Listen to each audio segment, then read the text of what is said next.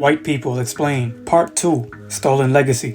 This is one of the references I'll be using during this video, Stolen Legacy, The Egyptian Origins of Western Philosophy by George G.M. James. Here's a quick recap from Part 1. Our ancient ancestor Yaqub and many other benevolent beings created the Caucasian race. And when they were first created in the experiment, they were Neanderthals walking on all fours and had hair covering their entire bodies, living in the caves of the Caucasus Mountains. It was then that the Moors came and took them out of the mountains and civilized them and taught them how to be human and how to run a civilized society, as well as how to talk, how to walk, and many other things such as how to bathe as well.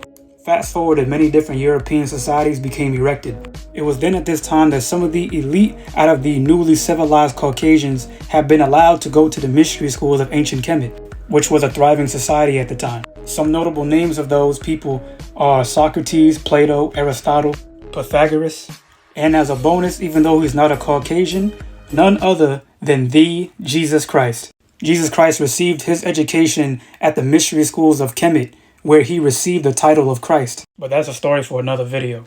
Things took a turn for the worse after allowing the newly civilized Caucasian into the society of Kemet. We must remember that these were newly civilized Neanderthals who were living like animals. It was at this time that the Neanderthal or the Caucasian had betrayed the people of the land of ancient Kemet and the Moors, and had invaded the land of Kemet, as well as many other black societies. It was through these invasions that they had stole many different papyruses and scrolls from the libraries of ancient Kemet. And they had even began to copy the spiritual system or the religion of ancient Kemet as well. They began to copy the religion and the spiritual system of Egypt, and people like Isis became Aphrodite.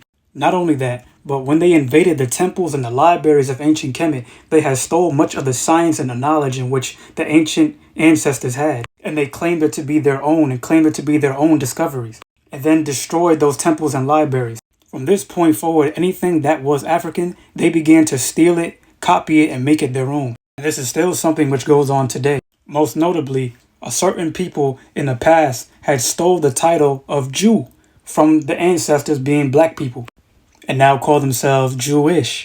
They stole the title of native and indigenous, and now claim themselves to be native and indigenous.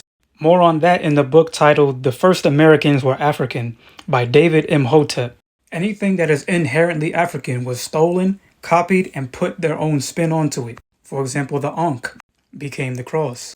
Heru became Jesus. Earlier in the video, I said Jesus attended the mystery schools of Kemet. When I speak of this Jesus, I'm speaking of the historical Yeshua, whose story is different than the story that the Bible gives you, yet similar.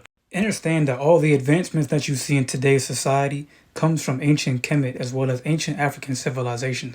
Like and comment and follow for part 3. Peace to the gods.